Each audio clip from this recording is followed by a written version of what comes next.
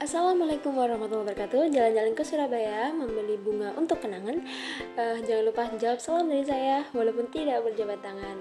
Salam sejahtera bagi kita semua. Halo semuanya, perkenalkan nama saya Umi Nurul Hidayah, NPM 211060156 dari kelas 1F Pendidikan Biologi dari Universitas Islam Raden Intan Lampung.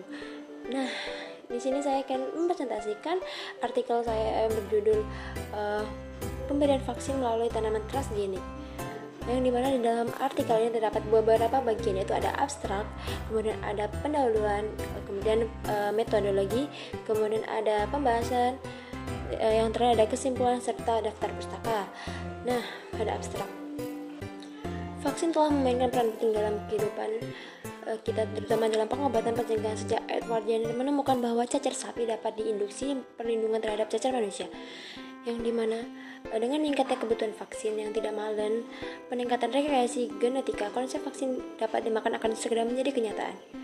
Hal ini dikhususkan penting di negara-negara berkembang, di mana diperkirakan bahwa ada 3-5 juta anak mati karena penyakit umum tersebut, yang dibandingkan dengan vaksin buatan tradisional, tanaman mampu menghasilkan protein yang rendah dan tidak perlu isolasi untuk mendapatkan suntikan tersebut. Kata kunci yang saya ambil dari abstrak ini yaitu ada transgenik, tanaman, dan vaksin yang dapat dimakan.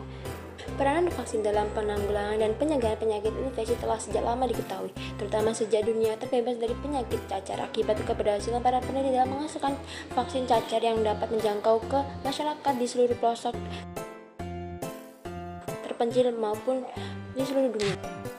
Saat ini dunia terbebas dari penyakit cacar yang mematikan itu. Keberhasilan serupa diharapkan pula oleh WHO terhadap vaksinasi polio yang dicanangkan dunia yang akan terbebas pada tahun 2005 sampai dengan akhir tahun 1990. Melalui kampanye internasional terhadap penanggulangan penyakit utama penyebab infeksi seperti difteri, polio, campak, tetanus, dan tuberkulosis, yang 80% balita di seluruh dunia telah divaksinasi dari ke-6 jenis vaksin tersebut, sehingga menurunnya tingkat kematian bayi secara signifikan.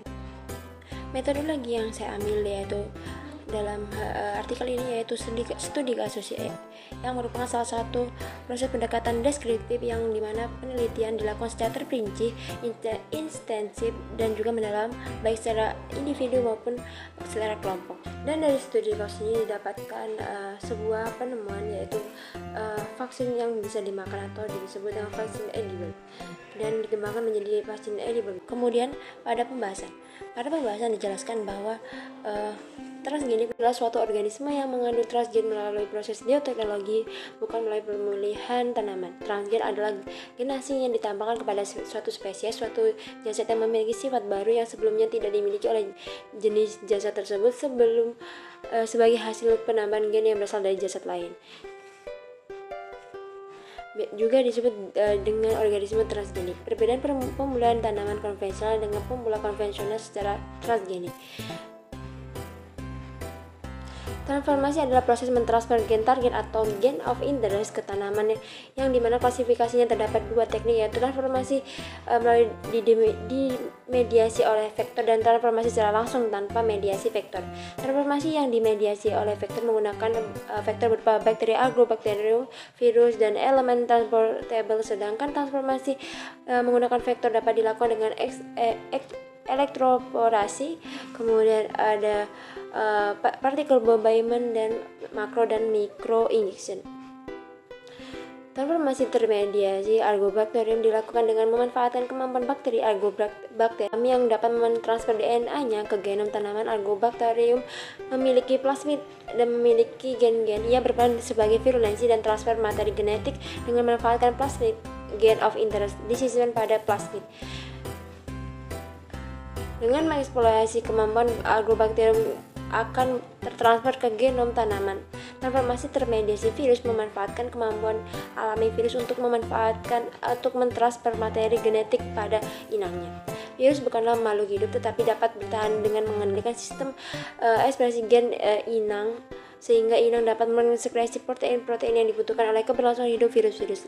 Virus yang membaca sistem ekskresi protein pada inang membuat sistem inang akan terus-menerus mereplikasi materi genetik virus dan protein yang akan dikodenya.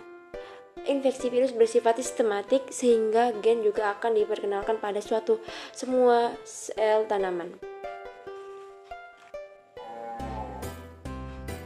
Semua transformasi gen pada tanaman dilakukan dengan membawa gen of interest melalui perantara virus menuju genom tanaman. Virus yang digunakan sebagai vektor yaitu virus rekombinan yang dibuat menyerupai virus asli berupa virus rekombinan yang telah dikembangkan untuk mentransformasi seperti mozaik virus dan Gemini virus. Elektroporasi merupakan salah satu metode transfer gen atau transformasi tanpa menggunakan Faktor elektroporasi merupakan metode di mana impuls listrik dengan kekuatan medan yang tinggi digunakan untuk membuka membran sel selama sementara waktu sehingga gen of interest bisa masuk ke dalam sel. Partikel bombardment, partikel proyektil atau ballistic, metode yang dianggap paling efektif serbaguna menciptakan organisme terdidik. Metode yang digunakan yaitu menembakkan asam nukleat dengan kecepatan tinggi sehingga asam nukleat tersebut dapat menerobos masuk ke dalam sel komputer pada teknik DNA yang dilapis oleh partikel emas. Mikroproyektil yang akan ditembakkan dengan kecepatan tinggi dengan menggunakan gas helium yang terkompresi sebagai sumber tenaganya. Selanjutnya ada kesimpulan. Dengan demikian meningkatnya pergerakan manusia di dunia ini maka penyebaran penyakit yang disebabkan oleh infeksi mikroorganisme akan semakin cepat. Berbagai kejadian penyakit infeksi yang melanda di dunia akhir ini menyadarkan kita bahwa faktor perlindungan tubuh terhadap infeksi merupakan hal yang sangat penting. Teknologi pengembangan vaksin telah berkembang sangat pesat, namun tidak seluruhnya memuaskan akibat ketersediaan yang sangat terbatas, terutama di negara-negara yang miskin atau di negara-negara yang sedang berkembang. Walaupun masih perlu terus untuk dikembangkan, namun hasil penelitian yang diperoleh dalam teknologi tanaman transgenik di mana kita dapat memproduksi tanaman yang bisa dimakan, diharapkan dapat menjadi salah satu komponen penting dalam upaya mempertahankan diri dari penyakit infeksi.